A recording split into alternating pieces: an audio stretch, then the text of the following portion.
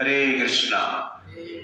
तो हरे कृष्णा समस्त भक्तों का हम हार्दिक स्वागत करते हैं आज का कार्यक्रम में। तो लास्ट टाइम हमने रामायण का बालकांड से गंगा देवी का आविर्भाव पृथ्वी लोक पर किस प्रकार होता है उसका हमने डिस्कशन किया। गंगा देवी का आविर्भाव सुनने के पश्चात भगवान राम लक्ष्मण उस रात उस स्थान पर बिताते हैं और सुबह उठने के पश्चात नित्य कर्म करने के पश्चात गायत्री का जप करते हैं और विश्वामित्र जी के पास जाते हैं, प्रणाम करते हैं और कहते हैं कि कल रात हमने गंगा देवी का आविर्भाव का विषय चर्चा करते हुए हमने बिताया और कभी सुबह हो गया पता नहीं चला। इस प्रकार राम जी विश्वामित्र जी को कहते हैं। उसके पश्चात गंगा नदी को पार करते हैं। गंगा नदी का दूसरे तट पर जाते हैं और भगवान राम एक सुंदर नगर देखते हैं। उस नगर का नाम है विशाल नगर। और विशाल नगर को देखकर राम जी आश्चर्यचकित होते हैं। अति सुंदर नगर था, जैसे कि इंद्र का अमरावती जैसे। ये देखकर राम जी उनको पूछते हैं, इतना सुंदर जो नगर है ये किसका है, किस राजा का है? तो इसका उत्तर देते हुए विश्वामित्र जी कहते हैं कि ये जो विशाल नगर किस प्रकार बना है मैंने इंद्र से ये सुना था स्वर्ग में। तो विश्वामित्र एक ऋषि ऐसे थे जो कि अनेक लोक में भ्रमण करते थे। कभी स्वर्ग लोक में जाते थे, कभी चंद्र लोक में जाते थे, कभी ब्रह्म लोक में जाते थे और जाके रिटर्न भी आते थे। तो आजकल जनरल हम देख रहे हैं कि चंद्रयान हम चंद्र पृष्ठ में गया है, अभी कहाँ गया किसको पता नहीं। ओके, तो यान है, लेकिन पहले ऐसे साइंटिस्ट हुए हैं जो कि डायरेक्ट डिफरेंट प्लैनेट में जाते थे और लौट के भी आते थे और उसका हिस्ट्री बताते थे लोगों को और उसका जनरल रिकॉर्डिंग रामायण में हुआ। तो विश्वामित्र जी कहते हैं कि मैं इंद्र से ये सुना था ये नगर कौन बनाया। तो कहते हैं कि इंद्रदेव ने मुझे कहा पूर्व काल में कश्यप मुनि के अनेक स्त्रियां हुए हैं, उनमें से दो स्त्री हैं दीति अदिति, वो दो बहन थे। दीति के गर्भ से जो संतान उत्पन्न हुए उनको दैत्य कहा गया है और अदिति के गर्भ से जो संतान उत्पन्न हुए उनको आदित्य कहा गया है। आदित्य का अर्थ जो है देवता है, देवताओं को आदित्य कहा जाता है क्योंकि अदिति के गर्भ से होते हैं। और जो राक्षस है दीति के गर्भ से होते हैं। दोनों के बाप एक है कश्यप और दोनों के जो माँ है दो बहन है, लेकिन प्रकृति दोनों का अलग अलग है। एक बार देवता और राक्षस इस प्रकार विचार किए कि हम लोग किस प्रकार अजर अमर और निरोग होंगे। इस प्रकार विचार करते हुए उन्होंने ये निर्णय लिया कि हम लोग क्षीर सागर का मंथन करेंगे। भगवान विष्णु के प्रेरणा के द्वारा, परामर्श के द्वारा क्षीर सागर के मंथन करने की विचार किए और मंदारांचल पर्वत को उठाकर लेकर आए, जो पर्वत की गोल्ड से बना था, स्वर्ण से बना था। देवता और दानव मिलकर उठा के लेकर आए, लेकिन उठा नहीं पा रहे थे। अचानक थोड़ी दूर वो मंदारांचल पर्वत को लेकर आए, लेकिन मंदारांचल पर्वत उनके हाथ से गिर गया, समस्त देवता और राक्षस के हाथ से। और सब लोग जनरली पर्वत के नीचे रह गए। कितने देवता मर गए, कितना राक्षस मर गए, कितने का हड्डी फ्रैक्चर हो गया, किसका सर फट गया, किसका पैर फ्रैक्चर हो गया। सब लोग रोने लगे और भगवान विष्णु को याद किया।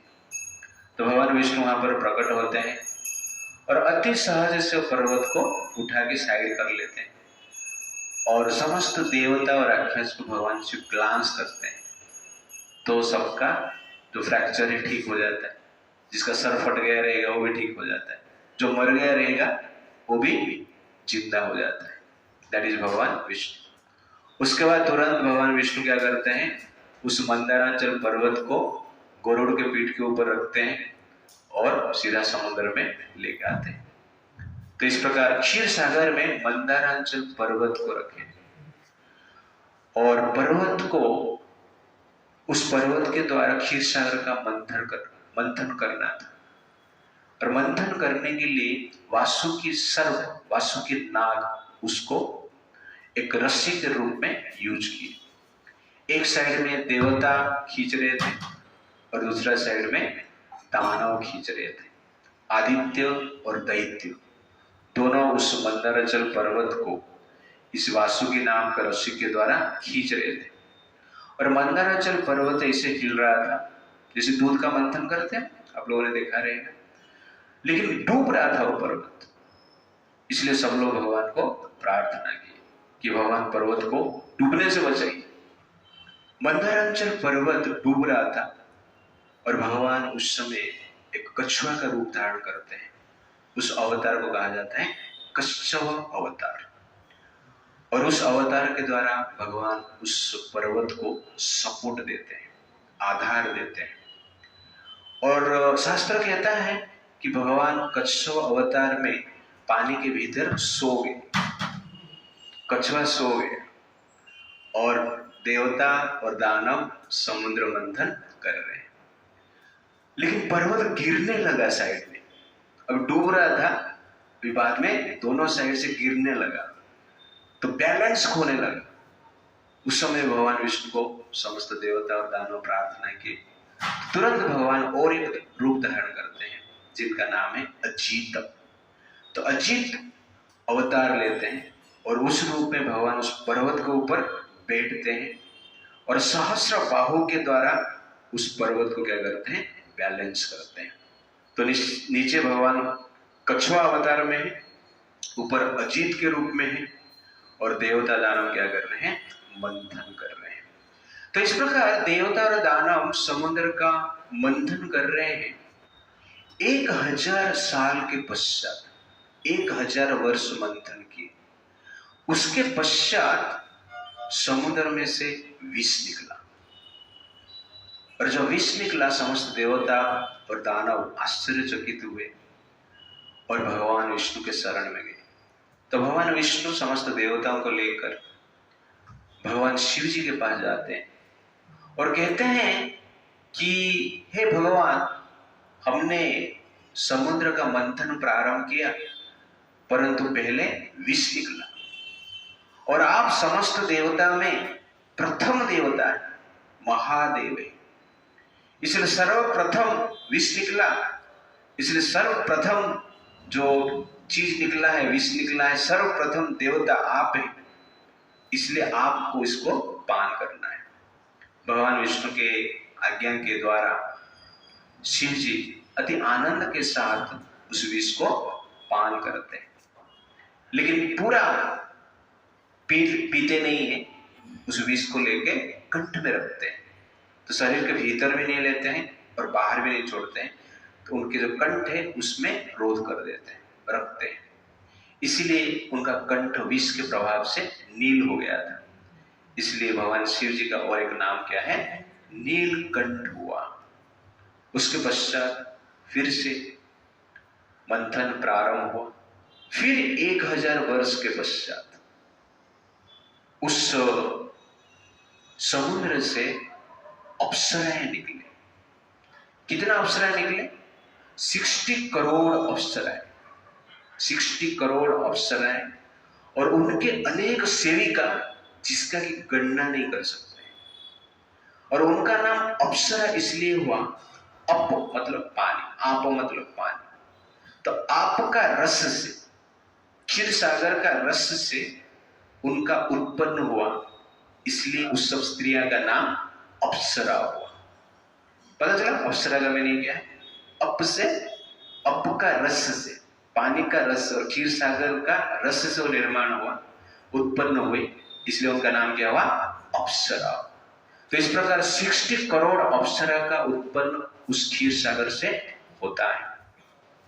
उसके पश्चात अप्सरा जब उत्पन्न होते हैं, 60 करोड़ अप्सरा को कोई विवाह नहीं करता है। देवता भी उनको विवाह नहीं करते हैं और दानव भी विवाह नहीं करते, इसलिए वो अविवाहित रहते हैं। तो स्वर्ग में आज तक उनका विवाह नहीं हुआ है। तो कहने का अर्थ है कि दानव भी रिजेक्ट किए और देवता भी रिजेक्ट किए। क्यों? क्योंकि उनको अमृत चाहिए था। कुछ समय के पश्चात वारुणी का उत्पन्न होता है। तो वारुणी नामक एक सुंदर स्त्री सुरा लेके उत्पन्न होती है, क्षीर सागर से निकलती है। सुरा मतलब डिवाइन दारू, यू अंडरस्टैंड ना? डिवाइन अल्कोहल, इसको कहते हैं सुरा। तो ये सुरा को जब वो सुरा को लेकर वारुणी निकली, वरुण के पुत्री, वरुण समुद्र के देवता है और उनके जो पुत्री है उनका नाम है वारुणी। तो क्षीर सागर से निकली सुरा लेकर, दानवों के पास गए, राक्षस के पास गए, वो रिजेक्ट कर दी, हमें सुरा नहीं चाहिए। राक्षस ने दारू पीने के लिए मना कर दी, इसलिए उनका नाम क्या हुआ? असुर। असुर मतलब जो डिवाइन दारू पीने के लिए मना कर देते हैं, उनको क्या कहते हैं? असुर। उसके बाद वारुणी उस सुरा को लेकर देवताओं के पास गए। देवता लोग वारुणी को ग्रहण किए और सुरा पान किए, इसलिए देवता कौन बन गए? सूर। सूर और असुर, ये शब्द कहां से आया पता चला ना? रामायण इस प्रकार वर्णन करता है। जो डिवाइन दारू पिया वो कौन बने? सूर बने।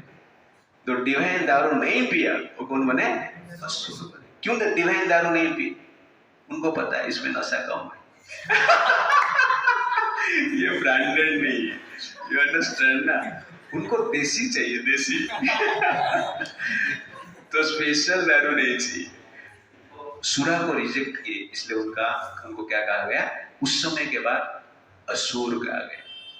उसके पश्चात उच्चैश्रवा नामक एक घोड़ा निकला, जो कि बलि महाराज को दिया गया, जो राक्षस के सेना राजा थे उस समय पे, जो समुद्र मंथन के टाइम पे। उसके पश्चात कौस्तुभ मणि निकलता है और भगवान विष्णु कौस्तुभ मणि को ग्रहण करते हैं। तो 14 रत्न निकलता है, आगे जाके उसका डिटेल्स में आपको बताऊंगा क्या क्या रत्न निकला है, जो कि रामायण में इतने ही वर्णन करता है। बाकी रत्न जो है श्रीमद् भागवतम में, और श्रीमद् भागवतम में और डिटेल्स में समुद्र मंथन का पास्ट टाइम वर्णन किया गया है।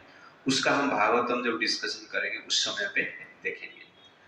तो अंत में धन्वंतरि अमृत को लेकर उत्पन्न होते हैं और उस अमृत को देखकर देवता और राक्षस आकर्षित हो जाते हैं, और देवता अमृत का जो कलश था उसको लेने से पहले ही राक्षस क्या करते हैं? उस अमृत का कलश को छीन कर लेके जाते हैं।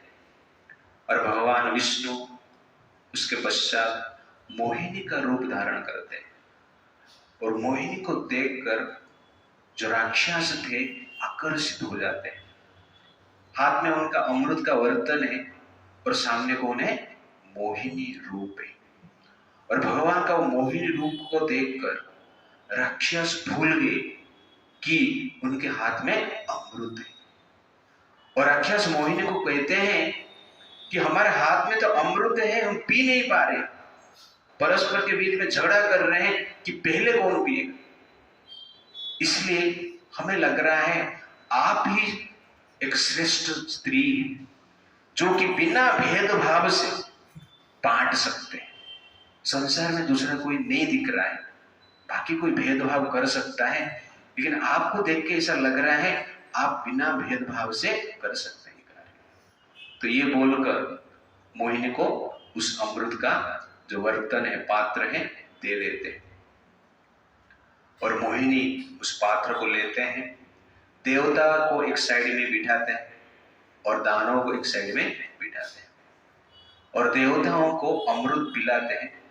और भगवान विष्णु जो महीन के रूप में थे, अपना माया से दानवों को पानी पिलाते हैं, उसमें अमृत का टेस्ट रहता है, जैसे मैंगो फ्रूटी।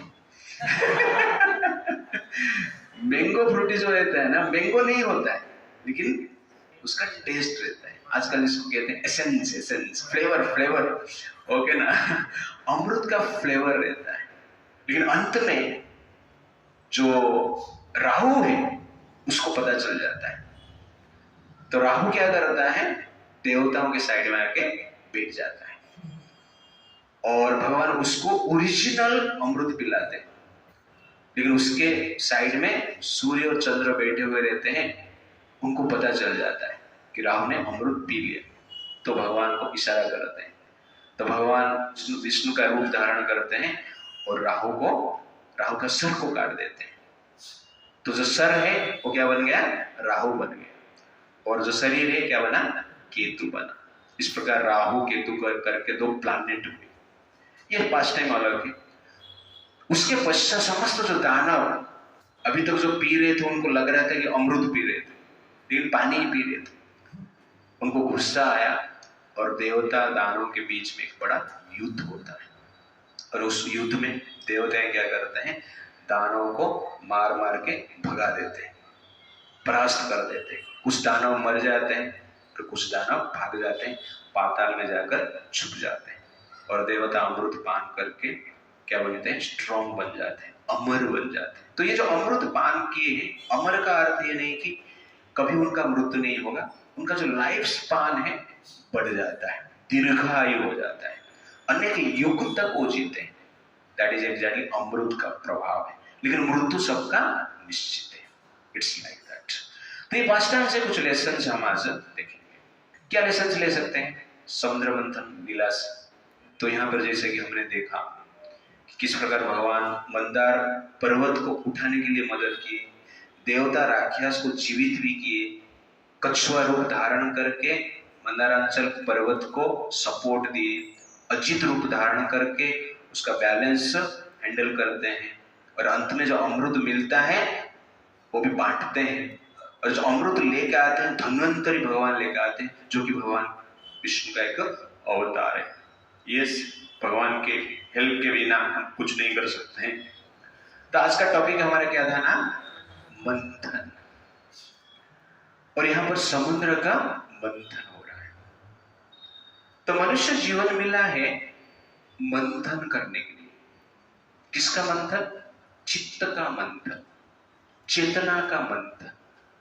जिस प्रकार सागर में अमृत भी था, विष भी था और भोग्य वस्तु भी था, 14 रत्न मिला है, एंड में बताऊंगा सब कुछ।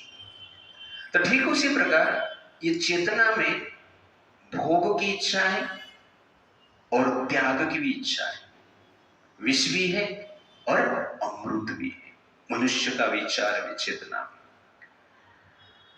और जिस प्रकार सागर को मंथन करने के पश्चात सब कुछ निकला, तो ठीक उसी प्रकार हम अपना चित्त को मंथन करना चाहिए। मंथन कैसे करें, तो मंदारांचल पर्वत के द्वारा सागर का मंथन हुआ। ठीक उसी प्रकार हमारा चित्त को, चेतना को, कॉन्शियसनेस को मंथन करना है। तो उसके लिए जो पर्वत है कौन है, मन है। मन हमारे लिए पर्वत जैसे कार्य करता है। इसलिए गीता में भगवान क्या कहते हैं, मदमना भव मद भक्तो, मुझे स्मरण करो। तो माइंड इज पावरफुल। तो मन के द्वारा हम क्या कर सकते हैं, ये चित्त को मंथन कर सकते हैं। लेकिन मंथन करने के लिए क्या चाहिए, वासुकी नाग चाहिए, रस्सी चाहिए मन को बांधने के लिए, जिसके द्वारा हम क्या कर सकते हैं, मन को मंथन कर सकते हैं। तो हमारा मन चित्त को मंथन कर सकते हैं। तो हमारे लिए रस्सी क्या है, इच्छा है। इच्छा, मंथन करने की तो इच्छा होना चाहिए ना पहले, ओके ना, तब जाके मंथन करेगा। अब हरे कृष्णा में आए, इधर बैठे हैं, क्यों आए, इच्छा। मन चाहता नहीं है, फिर भी आप मन को बांध कर लेकर आए, राइट ना। तो इसलिए ये इच्छा, जो मंथन करने की इच्छा, ये जनरली एक रस्सी जैसे। और रस्सी को कौन खींच रहा था, एक साइड से देवता और एक साइड से दानव। ठीक उसी प्रकार ये मन को खींचने के लिए दो चीज की आवश्यकता है, एक है ज्ञान और एक है विज्ञान। ज्ञान जो है भौतिक नॉलेज और जो विज्ञान है स्पिरिचुअल नॉलेज। तो हमें मटेरियल नॉलेज चाहिए और उसके साथ साथ स्पिरिचुअल नॉलेज चाहिए। मटेरियल पावर चाहिए, स्पिरिचुअल पावर चाहिए, ये चित्त को मंथन करने के लिए। कहने का अर्थ है मटेरियल चीज भी चाहिए और स्पिरिचुअल चीज भी चाहिए, तो जिसके द्वारा हमें चित्त को क्या कर सकते हैं, मंथन कर सकते हैं। और चित्त का जब मंथन होता है तो अनेक प्रकार की भोग्य वस्तु निकलता है। जैसे अप्सरा आपने देखा, लेकिन वारुणी देखा, कौस्तुभ मणि, ऐरावत हाथी और उच्चैश्रवा घोड़ा, इस प्रकार भोग्य वस्तु। ठीक उसी प्रकार जीवन में जब हम आध्यात्मिक जीवन प्रैक्टिस करते हैं और भौतिक जीवन भी जीते, दोनों जीवन जीना पड़ेगा। मटेरियल लाइफ हमें चाहिए और स्पिरिचुअल लाइफ भी हमें चाहिए। ये दोनों खिंचातानी चलता रहता है। तो कुछ भोग्य वस्तु मिलता है और उसके साथ साथ क्या है, विष भी निकलता है। कुछ विपत्ति आता है, कुछ प्रॉब्लम्स होता है, कुछ समस्या होता है, फ्रस्ट्रेशन होता है, अपमान होता है, तो विष। कभी मान सम्मान मिलता है, कभी कुछ फैसिलिटी प्राप्त होता है, कुछ भोग्य वस्तु प्राप्त होता है, कुछ पावर पोजीशन मिलता है। ये जनरल क्या है, भोग्य वस्तु है। जब देवता और दानव जब मंथन कर रहे थे ये सब चीज निकल रहा था, किंतु जब विष आया शिव जी को दे दिया गया और जो भोग्य वस्तु आया सब लोग बांट के लिए, झगड़ा नहीं की। क्यों झगड़ा नहीं किए? क्योंकि एंड में अमृत मिलेगा। इसलिए अमृत पीने के लिए ये लोग क्या कर रहे हैं, एडजस्टमेंट कर रहे हैं, अपना इच्छाओं को कंट्रोल कर रहे हैं। तो ठीक उसी प्रकार इस संसार में हमें विष मिलेगा, उसको सहन करना है, और जो भोग्य वस्तु मिलेगा उससे डिटैच रहना है, अटैच नहीं रहना है। तो भोग्य वस्तु से डिटैचमेंट रहेगा और विष को हम सहन करेंगे। एंड में विष के बारे में बताऊंगा मैं। नेगेटिविटी को हम सहन करेंगे तो समय के अनुसार हमें क्या मिलेगा, एंड में अमृत मिलेगा। वो अमृत क्या है? अमृत एग्जैक्टली यहां पर मैंने इसे विचार किया कि अमृत एक अपॉर्चुनिटी है जो भगवान हमें देते हैं, एक पद जैसी पावरफुल पोजीशन है जिसके द्वारा हम भगवान का सेवा कर पाए। दैट इज अमृत। जिस प्रकार देवताओं को भगवान विष्णु ने अमृत पिलाया, दानवों को नहीं दी। तो अमृत पीने के बाद देवताओं ने क्या किया, भगवान विष्णु का सेवा की। तो अमृत से जो शक्ति मिला, देवताएं जो थे विष्णु का सेवा के लिए उसको यूज किया। ठीक उसी प्रकार इस संसार में हम ज्ञान के द्वारा, विज्ञान के द्वारा, स्पिरिचुअल प्रैक्टिस, मटेरियल एक्टिविटी के द्वारा कुछ शक्ति संचय करते हैं, कुछ पावर प्राप्त करते हैं, कुछ धन प्राप्त करते हैं, कुछ पद प्राप्त करते हैं। लेकिन उस पद से हमें क्या करना चाहिए, भगवान का सेवा करना चाहिए। और भगवान उसको ही पद दिए, उसको ही अमृत दिए जो कि सेवा करने की इच्छा रखता है। दोनों परिश्रम किए, लेकिन विष्णु ने देवताओं को अमृत पिलाया, दानवों को अमृत नहीं पिलाया। क्यों? इसका मूल कारण है कि देवताएं भगवान विष्णु के इच्छा के अनुसार जीना चाहते हैं और देवताएं भगवान के इच्छा को पूर्ति करने के लिए लालायित रहते हैं, इसीलिए देवताओं को पिलाए। ठीक उसी प्रकार संसार में हमें उस व्यक्ति को पद देना चाहिए, पोजीशन देना चाहिए, पावर देना चाहिए जो कि राम कृष्ण का सेवा करेगा, राम कृष्ण का संस्कृति को बचाएगा, राम कृष्ण के अनुसार जीने के लिए लोगों को प्रेरित करेगा। ऐसे व्यक्ति को हमें क्या करना चाहिए, पद पोजीशन देना चाहिए। That is very very important. Therefore देवता अमृत भी, अमृत उनको भगवान ने दिए।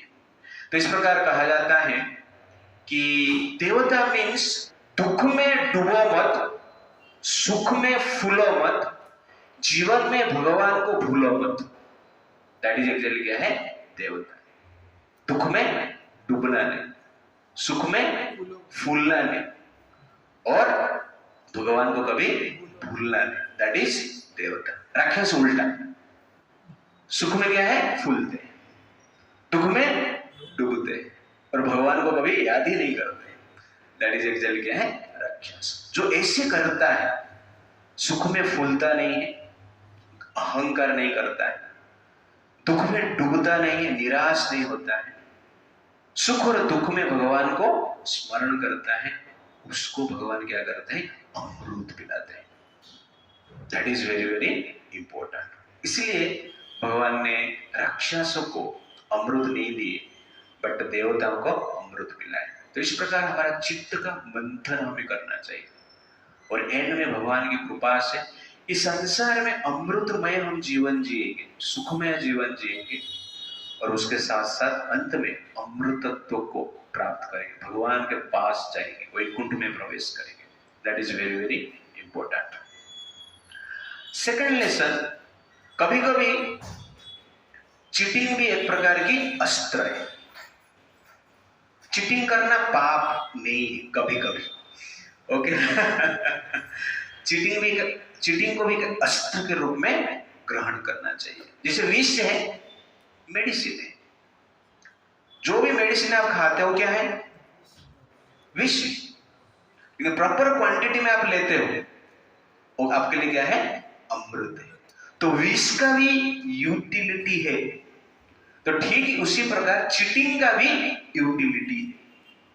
इसलिए भगवान कहते हैं जितने भी संसार में छलिया है, सबसे बड़ा छलिया मैं हूं। कृष्ण कहते हैं। तो राक्षस को भगवान यहां पर क्या करते हैं, चीटिंग करते हैं। तो चीटिंग कभी करना है, cheating for upholding dharma is not adharma, it is dharma only. Cheating for upholding dharma is not adharma, but it is befitting to fix dharma in the society. तो धर्म को फिट करने के लिए हमें क्या करना पड़ेगा, कभी कभी चीटिंग करना पड़ेगा। Therefore we can use the formula of cheating for beating enemies. So you can use the cheating formula for beating enemies. और भगवान विष्णु इस प्रकार कार्य करते हैं। और कभी कभी ये चीटिंग की आवश्यकता है समाज का स्टेबिलिटी के लिए, समाज का प्रोटेक्शन करने के लिए, संसार का रक्षा करने के लिए, और मन का शांति के लिए। Therefore we can use this cheating propensity. सब लोग चीटिंग करना चाहते हैं, लेकिन किस लिए, धर्म के लिए चीटिंग करना है। तो भगवान ने जब जन्म लिए वसुदेव और देवकी के द्वारा, तो पहला कार्य क्या किए, चीटिंग। लेकिन पहला कार्य कृष्ण का क्या है, चीटिंग। जेल से मुक्त हो गए, किसको पता है नहीं, कुछ नहीं, ओके ना, कंस को भी पता नहीं चला। और भगवान का बाप भी, जो कि सत्यवादी थे, जो कि भगवान, जो वसुदेव ने कंस को बोले थे कि मेरे जितना पुत्र होगा मैं आपको दूंगा, और इतना वो सत्यवादी थे, कंस जैसे व्यक्ति भी उनके ऊपर विश्वास किए 100%। लेकिन अंत में उन्होंने क्या किया, चीटिंग किया, ओके। तो कभी कभी चीटिंग की आवश्यकता है। इसलिए चीटिंग जब धर्म के लिए यूज होता है, दैट इज नॉट अ धर्म, दैट इज धर्म। और धर्म के लिए हम चीटिंग नहीं करते हैं, दैट इज फुलिशनेस। छोटा छोटा ठीक है, लेकिन बड़े पोजीशन पे रहकर कभी कभी चीटिंग करना पड़ता है, उसको कहते हैं कूटनीति, डिप्लोमेसी। तो डिप्लोमेसी की आवश्यकता है। Without diplomacy you can't handle society in this material world. इस संसार में चीटिंग की आवश्यकता है। इसलिए महाभारत युद्ध में भगवान कृष्ण ने जितने भी बड़े बड़े योद्धा थे, सबको कैसे मारे, चीटिंग, बाय चीटिंग। कर्ण को कैसे मारे, चीटिंग। भीष्मदेव को कैसे मारे, चीटिंग। द्रोणाचार्य को कैसे मारे, चीटिंग, ओके ना। आवश्यकता है, और महाभारत का युद्ध को हम क्या बोलते हैं? धर्म युद्ध। जहां पर चीटिंग यूज किया गया है एज ए अस्त्र। यस, धर्म के लिए चीटिंग की आवश्यकता है। इसलिए भगवान क्या करते हैं, जो देवता है उनको अमृत पिलाते हैं, लेकिन दानव को नहीं पिलाते। अमृत पिलाना मतलब क्या है? देवताओं को एम्पावर करना, एम्पावरमेंट देना। तो भगवान किसको एम्पावरमेंट करते हैं? देवताओं को करते हैं, राक्षस को नहीं। देवता मीन्स गुड क्वालिटी, सदाचारी personality, personality with all divine qualities like kindness, forgiveness, cooperation, tolerance. तो these are the qualities. सेवा जो व्यक्ति के पास है उसको भगवान एम्पावरमेंट करते हैं, इस लीला के द्वारा बताते हैं। अमृत उसको देते हैं। वैसे ही हमें अमृत चाहिए, भगवान की कृपा चाहिए, भगवान की शक्ति चाहिए, भगवान से रक्षा चाहिए। तो हमें क्या करना चाहिए? इक्वालिटी को डेवलप करना है। इसलिए भगवान देवताओं को अमृत देते हैं, दानवों को एम्पावरमेंट नहीं करते। भगवान विष्णु बोलते नहीं ये माइनॉरिटी है, उसको एम्पावरमेंट करना चाहिए, इस प्रकार कहते हैं नहीं। माइनॉरिटी मेजोरिटी की बात नहीं है, ये बात किसका है? क्वालिटी का है। माइनॉरिटी दानव रहेगा, राक्षस रहेगा, थर्ड क्लास पर्सनालिटी रहेगा, उसको आप एम्पावरमेंट करेंगे तो बुद्धिमान का बात है। अमृत देंगे तो क्या करेगा? आपका मृत्यु का कारण बनेगा। वही हो रहा है अभी हल्द्वानी में। कौन सा नाम क्या है उसका? हल्द्वानी ना? हाँ, तो वहां पर जो दंगा चल रहा है उत्तराखंड का, हल्द्वानी में मोर देन 140 पुलिसकर्मी घायल है। अनेक गाड़ी को जला दिया गया है, घर को जला दिया गया है, अनेक लोग का भी मृत्यु हो गया है। पत्थर फेंक रहे, उनको पावर दिया जाता है, उनको एम्पावर किया जाता है, माइनॉरिटी के लिए स्पेशल फैसिलिटी दिया जाता है। तो क्या होगा? मार खाएंगे ना। तो ये मूर्खता है, ये जनरली क्या है? बुद्धिमान की बात नहीं। भगवान आप देखेंगे कि दानव ने उतना परिश्रम किया है और राक्षस देवता भी उतना ही परिश्रम किया है। देवता दानव सेम परिश्रम किया है, लेकिन फल किसको मिला? देवताओं को मिला। इसलिए गीता में भगवान क्या बोलते हैं? कर्मणे एव अधिकारे तो मा फलेषु कदाचन। मैं फल देता हूं, तू केवल कार्य कर सकता है। पूरा वर्ष का एक्सपेरिमेंट है, समुद्र मंथन है। देवता दानव दोनों परिश्रम किए, सेम परिश्रम किए। ऐसा नहीं कि दानव कम परिश्रम कर रहे थे। दानव तो वासुकी का सर के साइड को पकड़े थे, वासुकी को खींचते थे तो वो आग निकलता था, और उस आग से जो दानव थे उनका शरीर जलता था। अधिक कठिन परिश्रम दानवों ने किया, अधिक सहन भी उन्होंने किया, लेकिन भगवान ने अमृत किसको पिलाया? देवताओं को पिलाया। क्यों? क्योंकि भगवान इमोशनल नहीं है, भगवान इंटेलेक्चुअल है।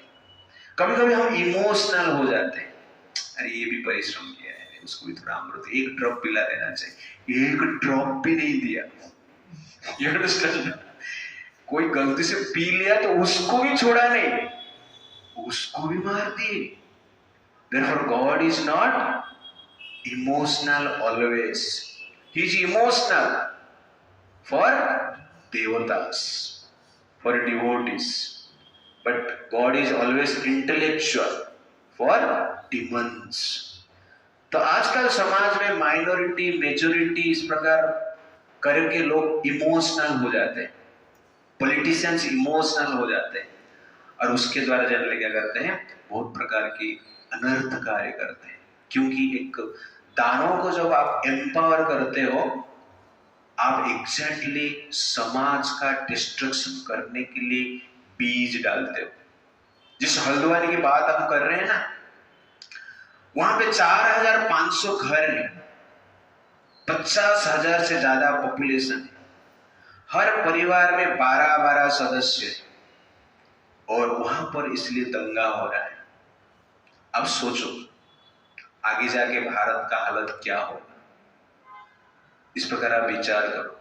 इसलिए जो पावर है देवताओं को मिलना चाहिए, पावर जनरली राक्षस को मिलना नहीं चाहिए, दानवों को नहीं मिलना चाहिए। इसलिए भगवान यहां पर क्या करते हैं, पावर जो अमृत मीन्स पावर, शक्ति है, वो किसको देते हैं, देवताओं को देते हैं। तो कहां पर पावर डिस्ट्रीब्यूशन होना है वो आवश्यकता है, इसको कहते हैं समता। तो हमें समता से काम करना है, ममता से काम नहीं करना है। तो आजकल के जो गवर्नमेंट है, पावरफुल पर्सनैलिटी किसके आधार पर काम करते हैं, ममता से काम करते हैं। बट कृष्ण किसे काम करते हैं, समता से काम करते हैं। समता मतलब समाज में शांति रखने के लिए जो आवश्यक है वो किया जाता है, और परिवार में भी शांति रखने के लिए जो आवश्यकता है वो हमें करना चाहिए। दैट इज एक्चुअली क्या है, समता। तो इस प्रकार इस लीला से हम देख रहे हैं कि there must be cheating for beating enemies. That is essential. Therefore, cheating is a astra, is a weapon to kill the enemies. That is the point. और एक पॉइंट यहां पर हम देखेंगे कि ड्रिंकिंग पॉइजन। तो शिव जी क्या करते हैं, विष पान करते हैं। तो पहले हलाहल निकलता है और उसका पान भगवान शिव करते हैं, और भगवान शिव उस विष को गले में धारण करते हैं, कंठ में धारण करते हैं, अंदर नहीं छोड़ते। क्यों, मर जाएंगे इसलिए। क्यों, क्योंकि अंदर भगवान राम है, हृदय में भगवान राम है, और बाहर छोड़ेंगे तो क्या होगा, संसार है, जगत है। तो राम का जगत बाहर है और राम अंदर है, इसलिए भगवान शिव क्या करते हैं, विष को बीच में ही रख देते हैं। Therefore he is Shiv. Shiv मतलब क्या है, शुभ, ऑस्पिशियस। शिव का अर्थ, जो व्यक्ति विष पीता है उसका जीवन में ही शुभ कार्य होता है। आप विष पान करेंगे तो जीवन शुभमय हो जाए। अभी जाके दुकान पे खरीदना मत है कि नहीं। विष का अर्थ क्या है, अपमान का विष पान करना पड़ेगा, आलस्य का विष पान करना पड़ेगा। आलस्य को छोड़ना है, लेकिन लेजीनेस, डिफिकल्टीज समाज में जो हो रहा है, परिवार में कुछ प्रॉब्लम है, उसको पान करना पड़ेगा। दैट इज एक्चुअली क्या है, विष। इस प्रकार कहा जाता है, मुस्कुराकर जिसको जहर पीना आ गया, मुस्कुराकर जिसको जहर पीना आ गया, ये हकीकत है कि उससे दुनिया में जीना आ गया। ये हकीकत है कि उससे दुनिया में जीना आ गया। मुस्कुराकर जहर पीना जिसको आ गया, ये हकीकत है कि उससे दुनिया में जीना आ गया। एग्जैक्टली। हंसते हंसते जीवन में जो समस्या है उसको पीना पड़ेगा आपको, अपमान को सहन करना पड़ेगा आपको, डिफिकल्टीज को सहन करना पड़ेगा आपको, तब जाके आप जीवन में अमृतमय जीवन जी पाएंगे। आपको अमृतमय जीवन जीना है तो विष पीना पड़ता है।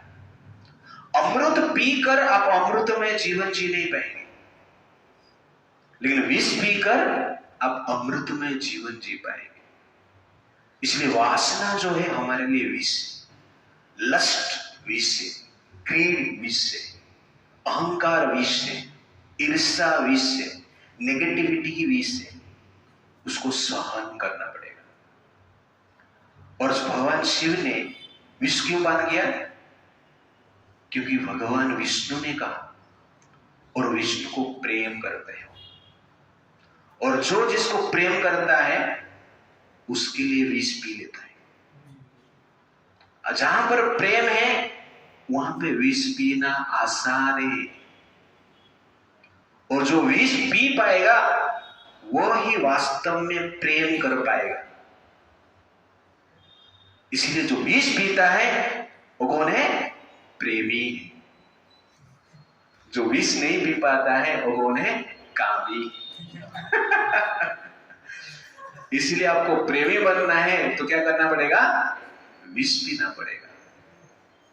और आपको कामी बनना है तो क्या करना पड़ेगा? विष पिलाना पड़ेगा। तो इसलिए हमें क्या करना है? विष पीना है। विष मतलब क्या है? नेगेटिविटी को सहन करना है। That is very very important. Therefore, main point is that auspicious things happens when we drink poison like situation, poison like environment, poison like अपमान, insults, तब से आगे जनरली जीवन क्या बनता है? अमृतमय बनता है। तो नया फॉर्मूला है यहाँ पर, if you drink poison you can lead a life of nectar. अमृतमय जीवन जीना है तो पॉइजन पीना पड़ता है। This is very very important. और स्टूडेंट्स के लिए आपको परिश्रम करना है ना, स्टडी करना है ना, तो पॉइजन पीना पड़ेगा। पॉइजन पीना मतलब बॉलीवुड को छोड़ना पड़ेगा। मूवी देखना नहीं देखना एक पॉइजन है। आपको ऐसा लगता है नहीं देखना मतलब फ्रस्ट्रेट लगता है ना, ज्यादा टाइम पास नहीं करना है, क्रिकेट ज्यादा नहीं देखना है, दोस्तों के साथ ज्यादा नहीं घूमना है, तो ये भी एक क्या है? घूमना मतलब पॉइजन है, देखना मतलब पॉइजन है। उसको सहन करना, उसको भी आपको लेना पड़ेगा। अधिक समय सोना नहीं, रात में अधिक समय जागना भी नहीं, जल्दी सोना जल्दी उठना, वो भी एक पॉइजन है आज का डिफिकल्ट। तो ये सब जब करते हैं अमृत में रिजल्ट आता है, हम सक्सेस बनते हैं। इसीलिए ये समुद्र मंथन पास्ट टाइम्स हमें बताता है कि हमें अमृत के लिए पहले विष पीना है। इसलिए हलाहल जो आता है पहले विष आता है, एंड में क्या आता है? अमृत आता है। बीच में भोग्य वस्तु आता है। इसलिए पहला विष को जो सहन कर लिया, सक्सेस गारंटी है। पहला ही विष को हम सहन नहीं कर पाए, पी नहीं पाए, इसलिए सक्सेस क्या हो जाएगा? फेल, सक्सेस नहीं हो पाएगा। और भगवान शिव ने विष को कंठ में धारण किए, गले में धारण किए। इसका अर्थ है अपमान को दिल में नहीं लेना है। कोई डिफिकल्टी से तो दिल में उसको लेना नहीं, प्रॉब्लम से समस्या है तो दिल में धारण करके नहीं बैठना है, और बाहर भी छोड़ना नहीं। किसको इंसल्ट नहीं करना है, किसको समस्या नहीं देना है, रिटेलिएट करके किसको मारना नहीं। हमें क्या करना है? उसको गले में रखना है। कहने का अर्थ है सहन करना है। दिल में मत रखो और बाहर भी मत फेंको, tolerate it. That is actually क्या है?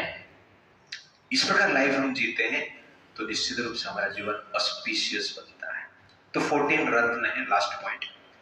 तो 14 रत्न क्या क्या है और क्या हम सीखेंगे वो थोड़ा मैं आपको बताता।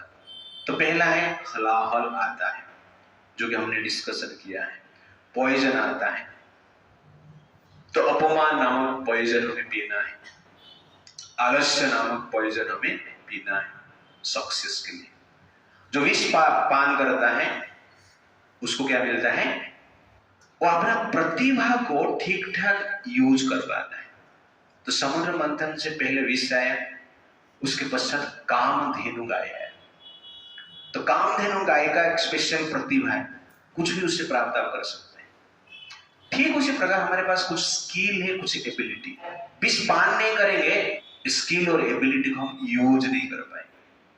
आपके पास स्किल है, मेमोरी पावर है, आधा घंटा पढ़ेंगे तो आप 5 घंटे का चीज याद रख पाएंगे। लेकिन प्रॉब्लम क्या है? आधा घंटा पढ़ना ही नहीं होता है। ऐसे स्टूडेंट से पढ़ नहीं पाते आधा घंटा 1 घंटा। मेमोरी पावर बहुत स्ट्रॉन्ग है, क्यों? विष को पान नहीं कर पाते, टेम्पटेशन को सहन नहीं कर पाते, ओके ना, आलस को कंट्रोल नहीं कर पाते, इसलिए नहीं होता है। इसलिए पहले विष पान करो, बाद में कामधेनु गाय, जो कामधेनु गाय है आपका प्रतिभा को डिटरमाइन करता है, वो प्रतिभा को ठीक से यूज करने का प्रतीक है। उसके बाद थर्ड जो है उच्चैश्रवा घोड़ा। घोड़ा मतलब भागता है, लेकिन गति करता है। वैसे ही आप जब अपना स्किल को यूज करेंगे तो आप प्रगति करेंगे, आप आगे बढ़ेंगे। दैट इज उच्चैश्रवा घोड़ा। उसके बाद क्या आता है? ऐरावत, हाथी। हाथी मतलब बड़ा, ओके ना। तो उसके पश्चात क्या होगा? आपने विश पिया, आपने रिवाइव किया, अपना स्किल को, एबिलिटी को यूज किया, प्रगति कर रहे हैं, तो बड़ा पोस्ट मिलेगा, बड़ा पोजीशन मिलेगा। दैट इज ऐरावत हाथी। बोला तुझे हाथी चाहिए क्या? पूछते हैं ना लोग, मतलब बड़ा पोजीशन चाहिए, इस प्रकार पूछते हैं। तो बड़ा पोजीशन चाहिए तो आपको जनरली 3 चीज करना पड़ेगा। उससे पहले विश पीना है, उसके बाद एबिलिटी को यूज करना है, थर्ड परिश्रम करना है। घोड़ा मतलब भागना है, परिश्रम करना है, ठीक है ना। Then will get position. अपने पोजीशन मिल गया अभी आपको, तो उसके पश्चात 5th नंबर में क्या आता है? कौस्तुभ मणि। ओके ना। कौस्तुभ मणि यहां पर क्या है? बड़ा पोजीशन, प्रमोशन हो गया, ओके ना। कौस्तुभ मणि तो प्रमोशन हो गया। पहले भी बड़ा पोजीशन था, उससे भी बड़ा हो गया, ठीक है। कोई एमपी था, मिनिस्टर था, बाद में क्या बन गया? वो प्राइम मिनिस्टर बन गया। दैट इज एक्चुअली क्या है? बड़ा पोजीशन। बड़ा कंपनी में आपको जॉब मिला, पहले जनरल एक साधारण पोस्ट था, बाद में क्या बन गए? मैनेजर बन गए, सीईओ बन गए। दैट इज एक्चुअली क्या है? कौस्तुभ मणि। और उसके बाद क्या होगा? कौस्तुभ मणि प्राप्त हो गया, क्या करेगा आप? बड़ा पोजीशन मिल गया, आपका इच्छा जो है आपकी जो इच्छाएं हैं आप पूर्ति करेंगे। अच्छा इच्छा है, दैट इज एक्चुअली क्या है? कल्प वृक्ष। तो कल्प वृक्ष भी आता है समुद्र मंथन से। तो आपका जो धार्मिक इच्छा है वो पूर्ति आप करोगे, और उसके साथ साथ आप जनरली आपका एक्टिविटी भी कर रहे हो। उसके पश्चात क्या उत्पन्न होगा? लक्ष्मी। 7th नंबर में लक्ष्मी आती है। लक्ष्मी मतलब क्या है? अर्थ, पैसा। अभी पैसा ही पैसा आपके पास, इतना पैसा हो गया कि आप क्या करेंगे? जब पैसा आता है उसके बाद क्या आता है? अप्सराएं आती है। वारुणी भी आती है, ठीक है नहीं? तो अप्सरा और वारुणी ये भी निकले 9वीं और 10वीं में। 8वीं में अप्सराएं, रंभा और बाकी अप्सराएं। कितना करोड़ अप्सराएं? 60 करोड़। सबसे आश्चर्य की बात है, मैं रामायण पढ़ा ना अभिराज, सुन, ये हमारा विषय तो 60 करोड़ अप्सराएं आते हैं, लेकिन देवता भी उसको रिजेक्ट करते हैं और राक्षस भी उसको रिजेक्ट करते हैं। मोहिनी की ब्यूटी अलग था, ओके ना। But the point is that Lakshmi है आपके पास, तो आप वासना को कंट्रोल करना पड़ेगा। तो दारू पीना और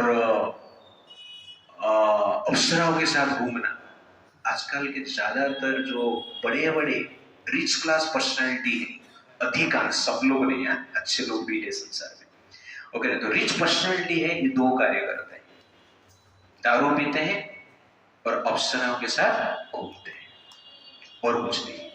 तो हमारा इधर देव है, देव के पिताजी जीव न्यूज के जो मालिक हैं उनका ड्राइवर है, ओके।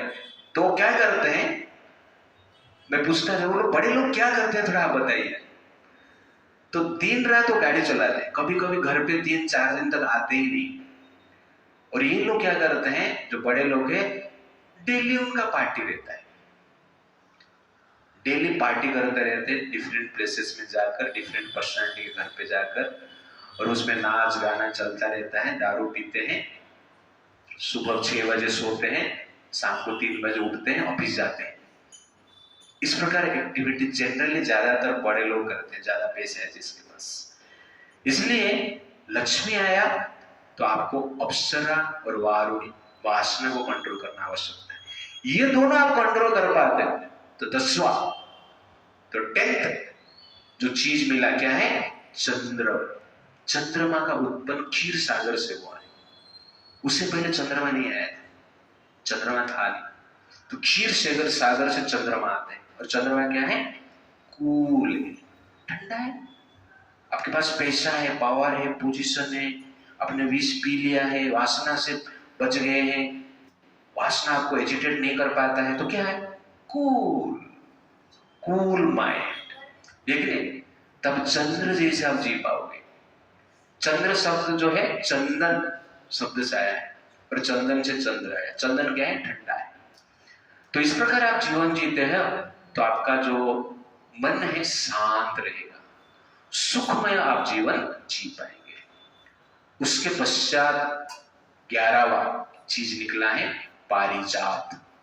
पारिजात फ्लावर, पारिजात ट्री एक स्पेशल फ्लावर ट्री है जो स्वर्ग का नंदन कानन गार्डन में है, और उसका सुगंध बहुत आकर्षक है। और आप अभी वासना को कंट्रोल कर पा रहे हो, मन भी शांत है, तो सुगंध ही सुगंध जीवन है, सुख ही सुख है जीवन में। It's like that. और उसके बाद क्या होगा? इतने सब कुछ अचीव कर लिया आपने, तो आप क्या बनेंगे? फेमस बन जाएंगे, ख्याति होगा। 12वां नंबर में जो रत्न मिला है वो पंचजन्य शंख मिला है। भगवान विष्णु उसको लेते हैं, पंचजन्य शंख। तो शंख बजाते हैं ना, मैं जीत गया रे, तो शंख बजाए। You understand? तो आपका ख्याति बढ़ा, दैट इज द पॉइंट। और 13th में धन्वंतरी भगवान आयुर्वेदा का प्रिंसिपल लेके आते हैं, जड़ी बूटी लेके आते हैं, और उसके साथ साथ अमृत का कलश लेके आते हैं। और जब ये अमृत आपको मिल जाता है, आयुर्वेदा में जनरली आपका हेल्थ ठीक रहेगा, ओके, रेगुलेटेड लाइफ आप जी। और अमृत जब प्राप्त हो जाता है तब कोई भी नेगेटिविटी, इस संसार का कोई भी जो नेगेटिविटी है आपको हिला नहीं पाता है, आप स्थिर हो जाते हो। दैट इज एक्चुअली क्या है? अमृत।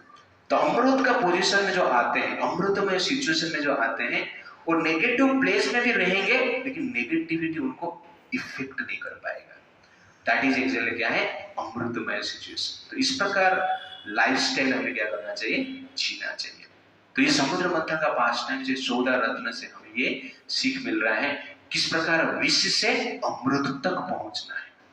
और विश्व से अमृत तक पहुंचने के लिए बीच में जो रत्न मिल रहा है उससे हमें क्या होना चाहिए?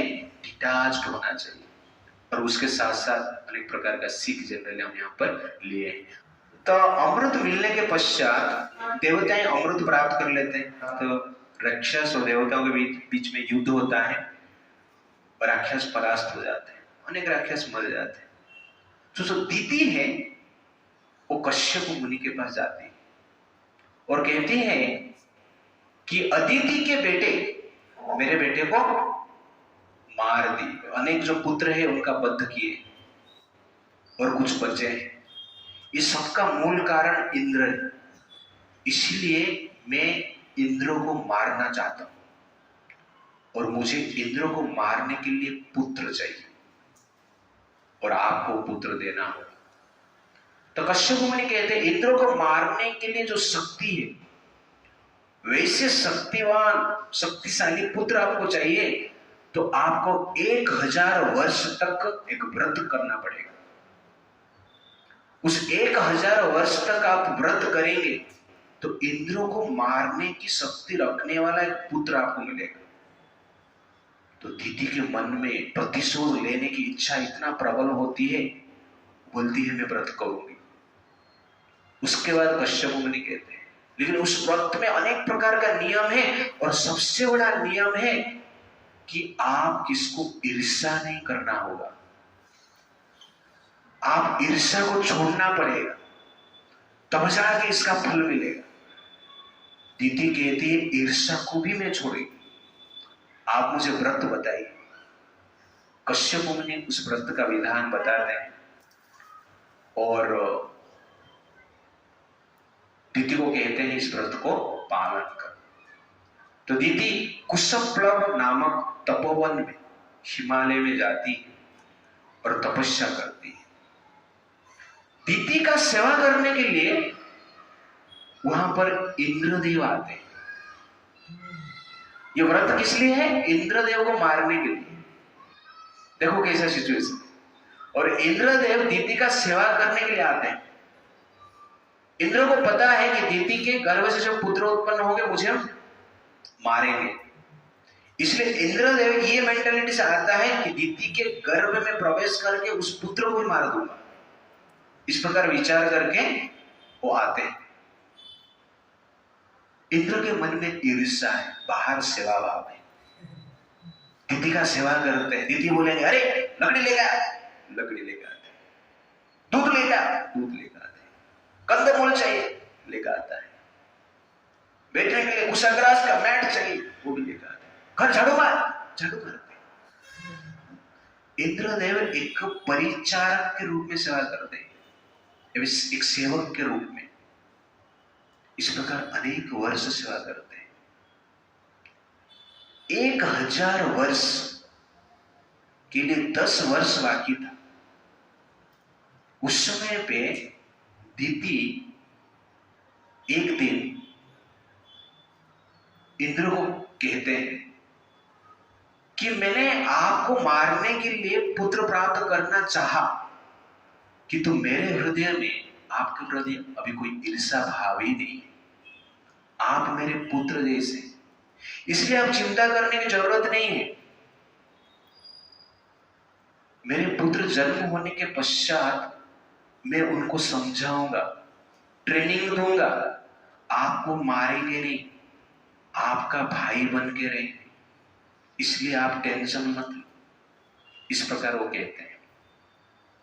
एक दिन दीति मध्याह्न समय में कुछ आहार ग्रहण किए और बैठे बैठे सो गए। शास्त्र के अनुसार ये एक दोष है। और इंद्रदेव 1000 साल तक, लगभग 1000 साल हो गया है, 10 वर्ष की बाकी सेवा कर रहे थे।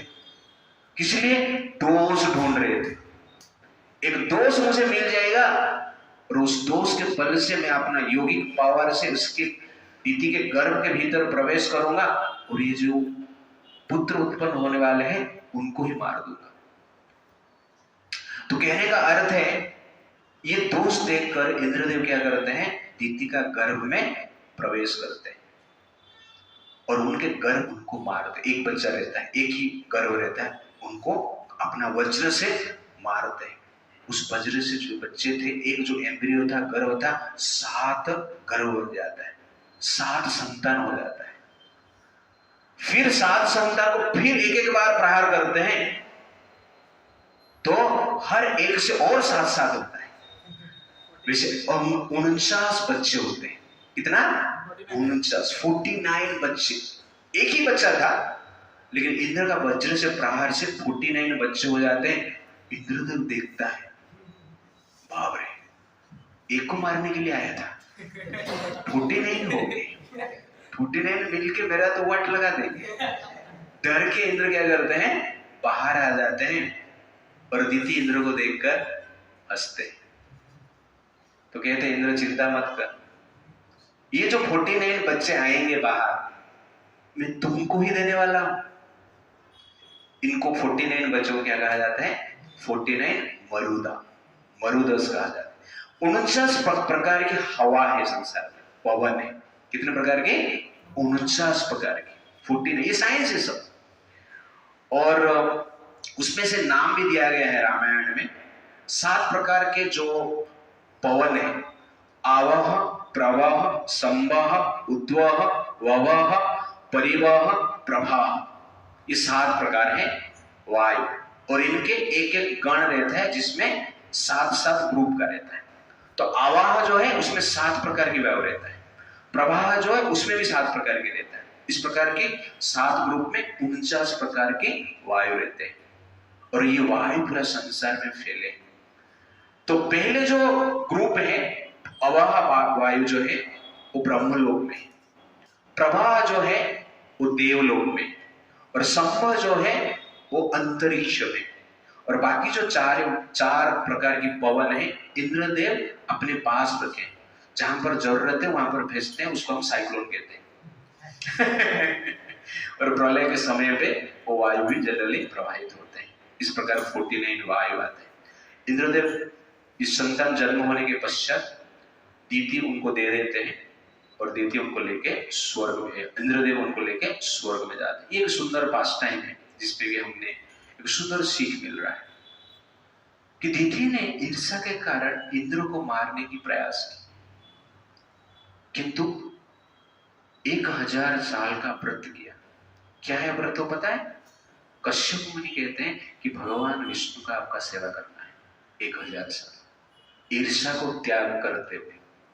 इसीलिए इंटेंशनली दीति के हृदय में ईर्ष्या नहीं, वो इंद्र को मारना चाहती थी, व्रत इसलिए भी करती थी, लेकिन जिस समय व्रत पालन वो कर रही थी उस समय पे वो इंद्र के प्रति ईर्ष्या नहीं रखते थे।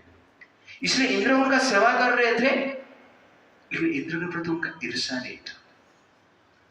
तो कहने का अर्थ है जब हम अपना हृदय में ईर्ष्या को त्याग करके भक्ति करते हैं, इंटेंशन को त्याग करते हैं, ईर्ष्या रहता है लेकिन इंटेंशनली हम नहीं चाहते, ईर्ष्या को त्याग करने के प्रयास करते हैं। इस प्रकार जब हम प्रयास करते हैं धीरे धीरे ईर्ष्या नष्ट होता है। प्रयास नहीं करेंगे मेंटली तो ईर्ष्या नष्ट नहीं होगा। ईर्ष्या हो, वासना, काम, क्रोध, लोभ, मोह, मद, माश्चर्य जो भी हो, ये जो वासना है उसको छोड़ने के लिए इंटेंशन होना चाहिए। सिर्फ हरे कृष्णा में आ रहे हैं हम, जप तो करना है, कीर्तन तो करना है, लेकिन भगवान को यह भी प्रार्थना करना है कि भगवान मेरे मन में काम वासना है, ईर्ष्या है, अहंकार है, उसको आप दूर कीजिए, और प्रयास भी करना चाहिए। ऐसा प्रयास करते हैं और भक्ति करते हैं तो धीरे धीरे ये वासना नष्ट होता है। इंद्र ने भी सेवा किया है, लेकिन उसका इंटेंशन क्या था? मारना है, दिखा रहा है भक्ति, लेकिन नहीं, लेकिन इंटेंशन क्या है? मारना है। हृदय में मारने की इच्छा तो है, ईर्ष्या तो है, और उस इंटेंशन के साथ ही सेवा कर रहे हैं। लेकिन दीति का उल्टा है,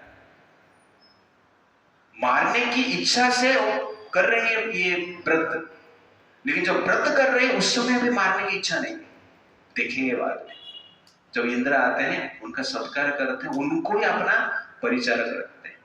इसीलिए when you serve God with the intention, with pure intention, then there will be purification of heart in our life. Therefore purification intensify when you serve God with pure intention in our life. हम pure नहीं है, लेकिन अपना intention pure होना चाहिए, that is the point. और इससे purification बढ़ता है, त्वरित होता है। तो इस लीला से ये सीख मिल रहा है। तो इस प्रकार राम जी सुनते हैं और आगे बढ़ते हैं। अचानक एक आश्रम देखते हैं, जिस आश्रम बहुत सुंदर था लेकिन सुनसान था, वो आश्रम में कोई नहीं थे। राम जी पूछते हैं ये आश्रम किसका है, इतना सुनसान क्यों दिख रहा है, इसका कारण क्या है, इसका रहस्य क्या है, आप मुझे बताइए। तो विश्वामित्र जी बता रहे हैं कि इसका रहस्य क्या है। क्या विश्वामित्र जी बताएंगे हम देखेंगे नेक्स्ट टाइम। हरे कृष्णा कृष्णा कृष्णा हरे हरे, हरे राम राम राम